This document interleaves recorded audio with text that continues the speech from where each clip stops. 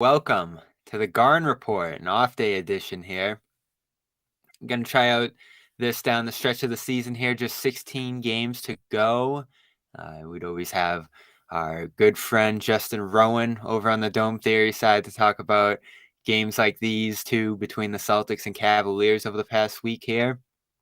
I'm excited to bring it over to this Garden Report side and see how the people respond and jump in the chat here and discuss this with us, because we're going to dive a little deeper on these games today with Justin. Justin, good to have you back, the host of the Chase Down podcast, the official Cleveland Cavaliers podcast. And my mind has changed on a few things, Justin, and I'm interested to hear how your mind has shifted at all, if it has, about Boston as the year's gone on here. 21-5 start. You had those epic games early in the year where it looked like Cleveland had an answer for Boston that no other team did. You have this massive layoff between the two teams, and injuries happen, and the Cavs have had their struggles of late. The Celtics have had theirs. And you end up with these, I guess, two awkward, disjointed games. They weren't nearly as good as the first two we saw early in the year when these two teams were just rolling. And then, of course, you have more of a load management game for the Celtics in the second one. You've seen the Celtics in recent weeks, especially since the All-Star break. It hasn't been crisp, but they've pulled out some wins against Indiana, Philadelphia. Probably the most rock-solid win since the break was that first one against Cleveland and Boston. And then they almost steal one shorthanded in Cleveland yesterday, if not for a couple of Grant Williams free throw misses. So where are you at on them now? Where am I at on Boston? I think that they are one of the two best teams in the league. I think they are a legitimate contender. And I said this to Jay King when he was on our pod after the first game, but I'd be really surprised. Like, looking at how good Boston is now, I'd be surprised if they don't win a championship with this core. Like, I'm This that. year or into the future? Let's say I don't like forecasting beyond 5-year periods. I would say over the next 3 years, I feel good about it. And honestly, I feel really good about them this year because Milwaukee, you still kind of have that Chris Middleton question. I know he's had moments against the Celtics before, but I just feel like the gear that we saw from Boston in the first Cleveland game, where just everybody understood where they needed to be over those first two games, or on both ends of the floor. They made adjustments to really take away the roller and expose a lot of the weaknesses within the Cavs roster. It just reminded me a lot of those Warriors teams. And I think from Boston's standpoint, this is kind of getting into that weird lull of the season where I think they've already figured out everything that they needed to figure out from the regular season. Home court throughout the playoffs is probably a priority, but it's still kind of hard to get over some of those mental hurdles. And obviously, the health of Robert Williams is a big question, but I thought in that game against Cleveland, that was as good as I've seen him look this year. Like, he looked like last year's Robert Williams in that game. Yeah, then he gets hurt again, which is a constant story with him, and you end up with Al Horford sitting on the back end of a back-to-back into the second game. Good stuff from the bigs behind them into that game. I thought Mike Muscala was a team high +9, even though he didn't hit his shot, so he was doing some other stuff out there in the drop that gave the Cavs some trouble for much of the game. You had Luke Cornett playing that drop, and it made me rethink the Cavs a little bit, seeing them these last two games here. Lamar Stevens got super aggressive on the offensive glass late, and you have these mad dash charges from Donovan Mitchell, terrifying ones late in both games, because the Cavs actually pulled back within 4 in the final minute of that first game. In this one, they tie it. Which basically only screwed up gamblers. Yeah. I don't think that made it look a lot prettier than it was, but I think outside of the people that had money on that game, I don't think that run, it wasn't like, it's legitimate because it occurred, but at the same time, Boston took their foot off the gas, and the Cavs just kind of like capitalized on that.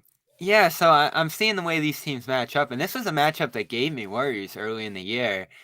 Outside of Mitchell's unstoppable drives and isolation scoring, a few Darius Garland bursts late in these games, and that Stevens push on the offensive glass. And I think Evan Mobley's persistence was great in the second game. But going against Rob, going against Al was a different story. I didn't think he was that great in the first game on the offensive end. No, he was pressing. Like I thought that first game against Boston, Mobley was pressing. I thought he was trying to do too much, which I'd rather see that from him than kind of shrinking in those moments. Whereas Jared Allen, I think obviously Boston's game plan going into that first game was to take away the roller, right? Like let's force Garland and Mitchell to be scorers. Let's play that drop and try to take Jared Allen out of the game because he had such an impact in those first ones. And I thought that was the case in the third meeting between these teams. Last night, I think Allen just didn't have a good game. Like, I just Yeah. think he was a little out of it. Both games, I think a consistent theme between them was early foul trouble, which can take big men out of games and you kind of get into a rhythm in other sorts. So, um, like, if the Cavs want to be competitive in a matchup against Boston, let's say that is a second round series, which is possible.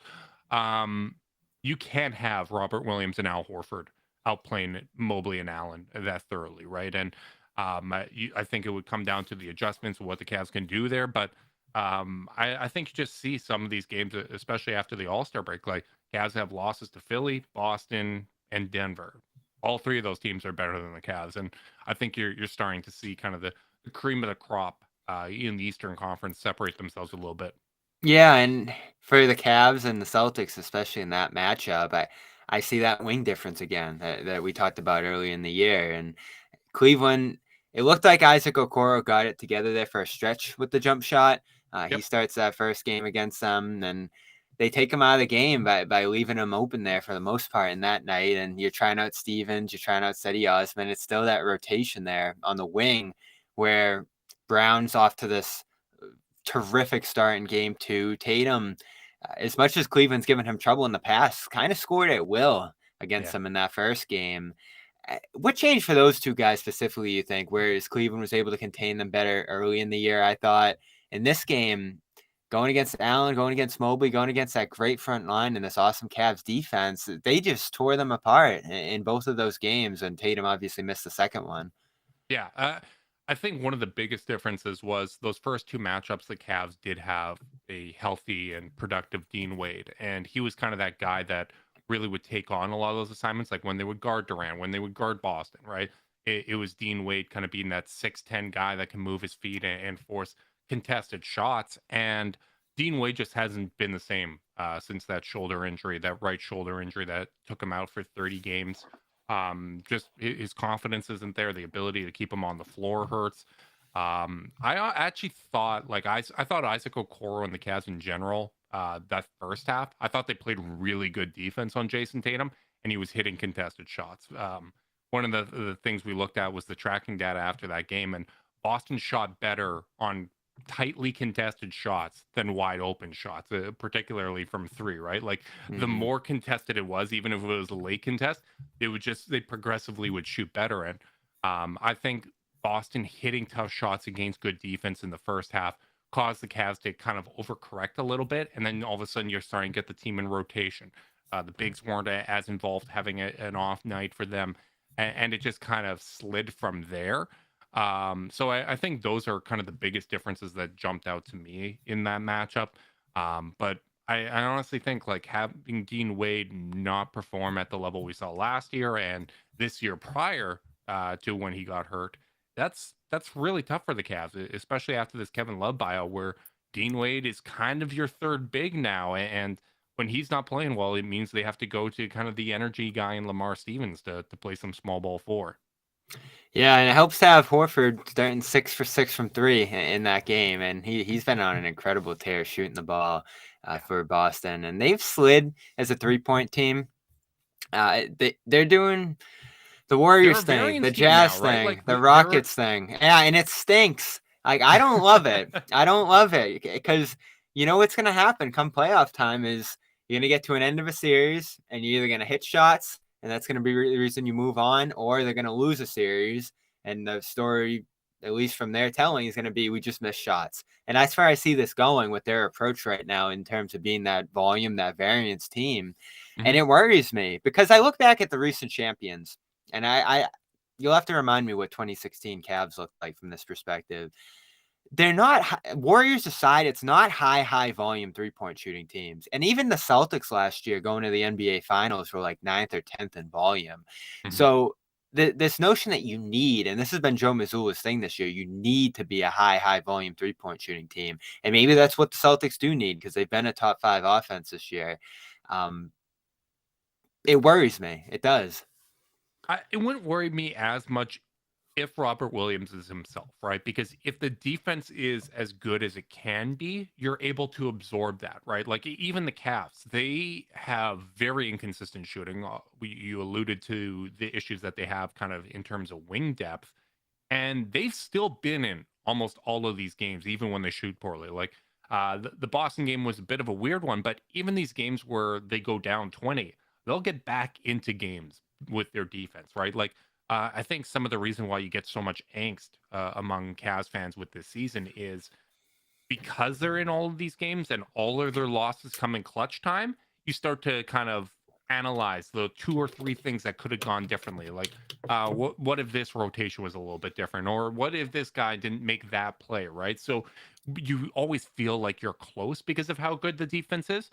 Boston just has a different level of shot making, right? Like you have playmaking talent at every position. Jason Tatum and Jaylen Brown have improved as playmakers.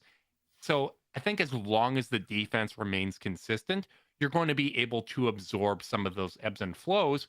And more importantly, when the defense is very good, you're going to get those turnovers. You're going to generate those high quality transition opportunities. So while it is a little nerve wracking to live and die by the three and to have an offense that's built so much around tough shot making, which Boston, like they're really good at making tough shots. I think you're able to survive that better when you have a great defense. And I think they do generate excellent shots for much of the game, especially early in this one. I'm still amazed by how well the Celtics run offense when they're into their deep bench units. They're just on a string through Yeah. Blake even starting the game and Muscala doing different things off the ball. I thought Brown was awesome for the start of this game as a playmaker. Not often you see him get 9 assists. They were rolling him and doing some other fun stuff. And then this is the story. Last 3 games here, it just comes to a grinding halt. 2 of 13 to close the fourth, 1 of 8 in overtime.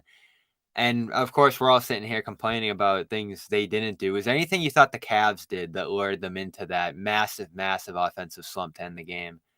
Oh, I have such a tough time getting real analysis from this game because I think Cleveland knew that Boston played a double OT game the night before. I think they were looking at who was across from them, and they've fallen prey to this before, where they play down to the level of the competition, and that's not a slight at Boston. That's just the realities of NBA scheduling.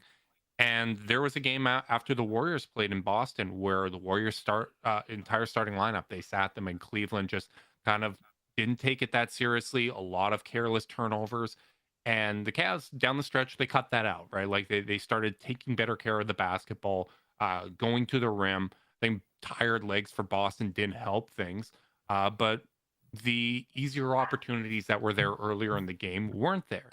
The Cavs do have trouble at times defending 5-out teams, and Boston, with the guys that were out, they were playing 5-out far more frequently, right? Like Grant Williams was getting a lot of kind of easy catch and shoot looks, as much as the free throws to end the game got a lot of attention.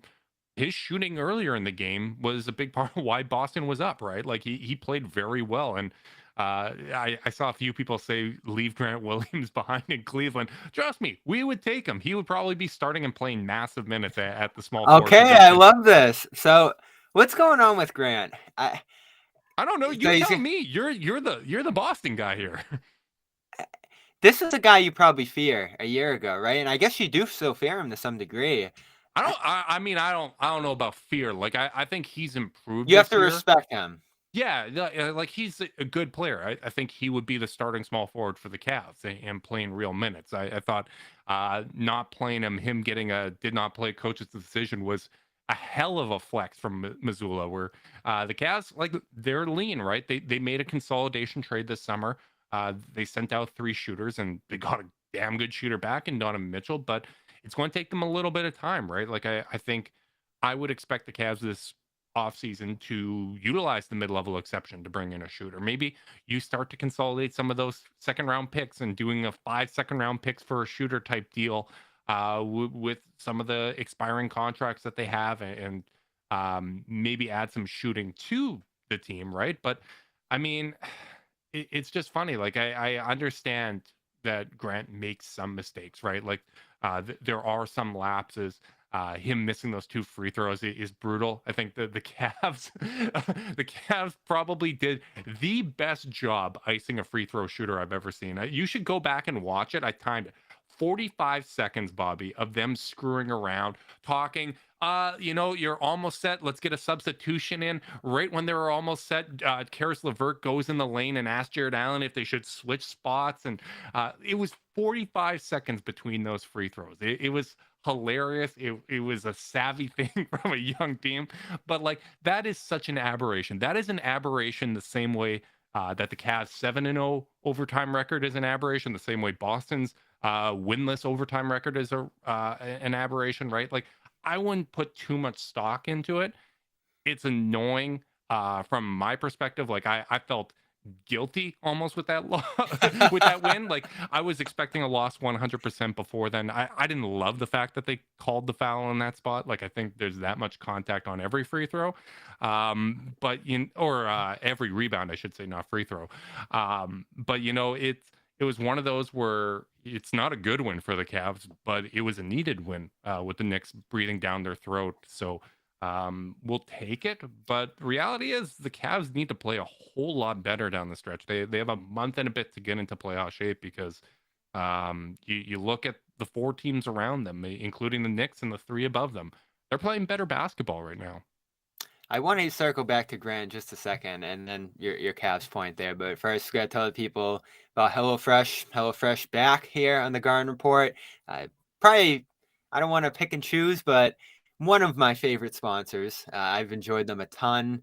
Right to your door, you're getting fresh ingredients, pre-packaged, instructions laid out. I know cooking's a nerve-wracking or stressful thing for most people. They're going to streamline it, make it fun, and make it healthy. And they give you a bunch of different options you can choose from, whether it's meat, vegetarian, fish is my go-to, or you can customize it each week as they bring it to your house. And you're going to get 60% off plus free shipping when you go to HelloFresh.com/garden60. Grant, kind of a lightning rod this year. And he has been through much of his Celtics tenure. I love, though, that you look at him as a guy who would help Cleveland. And I look at a lot of teams around the league and think he'll have a market this summer. Restricted free agent, that gets tricky. But he's a 40% three-point shooter, even shooting below 36% since mid-December. And gets hot in this game. He's capable of that. You have to respect him. And his switchability, I think, is still so important. So to see him play 15 minutes in this game, to see the 6 against Indiana and the DNP that you mentioned, I'm worried. And they've brought in other guys, Muscala, Gallinari over the offseason, that you sort of look at and say, all right, are they trying to kind of – and you do have to parse down your salary to some degree. You're a luxury tax team. You've gotten a report that he's looking for $20 million, which I think blows some people's minds. But he'll say that's where salaries are going. There's a TV deal coming. I'm in the union, all the rest. And I think he's an important piece of this team. I'm very interested to see where this is going to go into the playoffs. Is he going to keep losing favor? Is he going to – I mean, after these 2 free throws, who knows where that brings you mentally after you've already been sat in a couple games and gone on this long slump. I think they need him to win a championship. I think they need to keep him into the future. But like you said, team like the Cavs would love to have him. I think there's teams with cap space that would love to have him. So I don't know where this goes. And I think it's a big story, and it's getting the due attention finally that it deserves. Yeah, absolutely. I mean, from my perspective, I don't think there's any way that his value would shrink down to mid-level exception, but Cavs would definitely throw whatever money that they have. Like, I'm assuming they're not reporting, so don't aggregate this, but I would assume that he would be top of the list if he was within their price range. And I think him asking for $20 million. I mean, I was just watching a clip from Knicks Film School who was talking about Emmanuel Quickly, and is he going to get Jordan Poole money because he's probably a better player than Jordan Poole at this point, right? Like, this is where salaries are going. I believe it was Bobby Marks that was saying in 2025, mid-level exception is going to be 18 million a year, right? So like Wow. you have to kind of factor this in, right? I've just kind of accepted that I will not be able to assess what's good and value or good and bad value when it comes to player salaries. But in terms of what Grant Williams can bring, right? Like that's what you want from a perimeter player, right? Like guys that are versatile enough to play 3-4, right? Either position switch, big strong enough to handle some of the bigger players, able to stretch the floor really well. Like that is basically what the Cavs were hoping to get in, what they did get early in the season from Dean Wade prior to his injury. But those players are worth their weight in gold, man. And Grant Williams, I don't know how Boston's going to approach it, but like I said, I would love to have him on the Cavs, warts and all. Yeah, and the words are there, and I think they get more frustrating when you start making $20 million. And he's frustrated people enough making the rookie money, so I get it. It's a big investment. And you're going to expect more from a guy as they start to make more money. You're paying a guy to improve into the future, and you're wondering how much improvement he can show into the future. And it's interesting because early in the year he's attacking closeouts, he's finishing at the basket at 50% field goal percentage, and Yeah, he he's looked improved. he was red hot from three to start the year, and that's all come back to earth. And you wonder confidence, opportunity, and even usage Pressure of within the playing for a new offense. contract, right? Like For when sure. the human element comes in, like there is the pressure of a new deal. There's the understanding that hey, we're getting late in the season. I did not have consistent playing time in the playoffs, right? Like that's the weirdest thing about playoff basketball. It happens every year. Guys that are valuable contributors in the regular season, all of a sudden you get it to a matchup where you just can't play them as much, right? Like Milwaukee in the championship run had that with Bobby Portis, and he's an essential piece, right?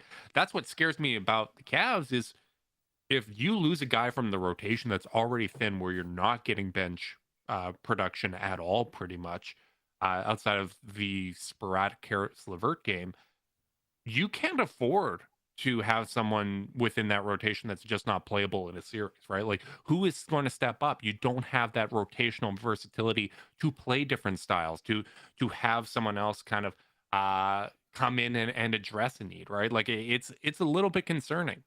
Yeah, and you have your guys who you look at as rocks, as staples to the rotation. Certainly, that's a starting lineup. I think each team has a few handful of guys off their bench. And then you have your matchup guys and your guys that probably play a role in certain games and don't play a role in others.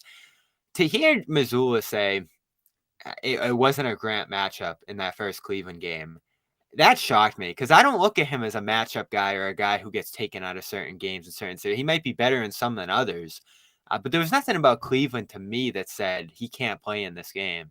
And Yeah. again, he doesn't get off the bench. You're seeing him on the sideline throughout the game, and all the cameras pointed at him, and he just didn't look like himself. It's just very weird what's going on with him right now. Yeah, it was weird, right? Like, I understand you want to play a little more drop coverage and you want to take away the roller.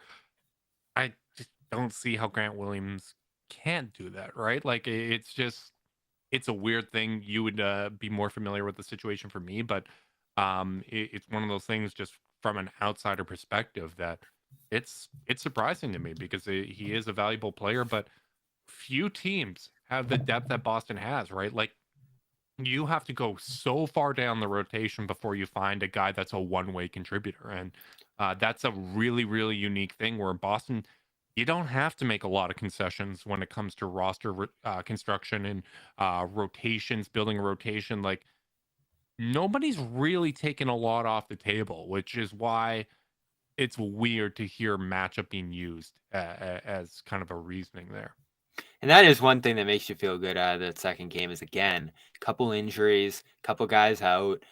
You're ultra competitive with this really good Cavs team. You remember Yeah. before the break, they pushed the Bucks to the brink with a Blake Griffin, Mike Muscala, Peyton Pritchard, Hauser kind of thing. It's pretty amazing how deep they're able to go into their roster and still compete with some really good teams. Before we get you out of here, though, really good game between the Celtics and Knicks over the weekend, couple over the last couple weeks here, and it looks to me like the Cavs and Knicks are sort of on a collision course here in that 4-5 series, possibly. And who knows, Phillies and Brooklyn still floating around to some degree. You might have some teams rising up from the play-in, but by all accounts, it looks like the Cavs and the Knicks are probably going to play round one. And with the Knicks being the hottest team in the league right now, how does that make you feel?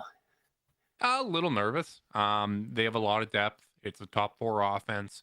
They can really space the floor, which the Cavs have had issues with at times.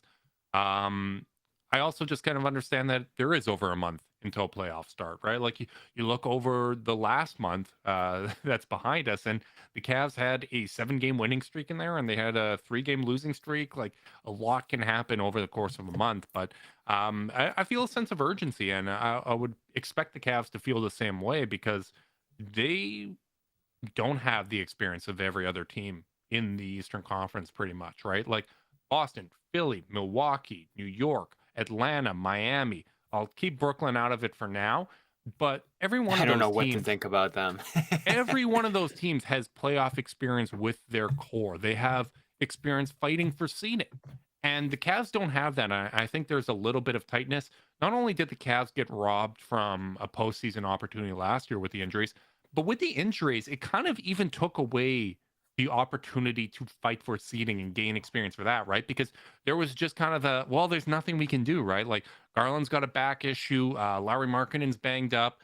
Jared Allen is out with a broken finger. Evan Mobley's missing time, right? Like they just lost a lot of games because of those injuries down the stretch. And now they have to develop some toughness here. They have to really kind of finish strong here and experience what it's like to be hunted down by a healthy team while you're healthy as well.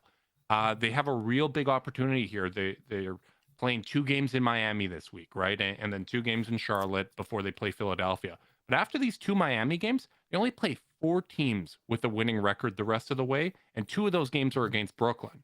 Like they should, in theory, like their schedule is a whole lot easier. It's going to open up an opportunity to maybe even catch Philly, but they have to do something they haven't done all year, which is win consistently on the road. Like they have a very good net rating on the road, but they've lost a lot of close games. They've let games that they should have won kind of slip through their fingers.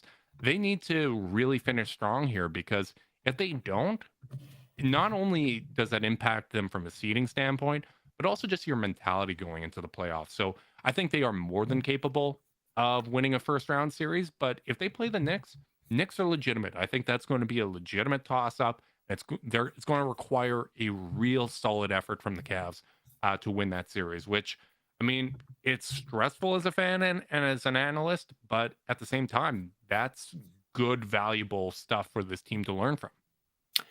I don't think many people realize this. I certainly didn't as I take a quick look here. Cleveland's still number 1 in net rating in the Yeah. NBA, which is amazing to think about with their ups and downs recently. We get sucked into these smaller sample sizes of games, a losing streak. Boston's still They number have all 2. the markers of a contender, but when you watch them, they're not that yet. Like I understand that. I think they're a very, very, very good team, but experience matters so much.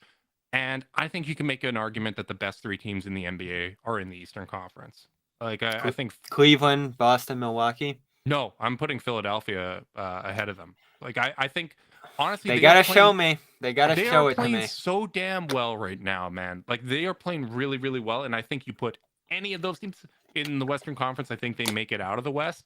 Honestly, that might even include the Cavs. But I just think that Boston and Milwaukee in particular are a cut above.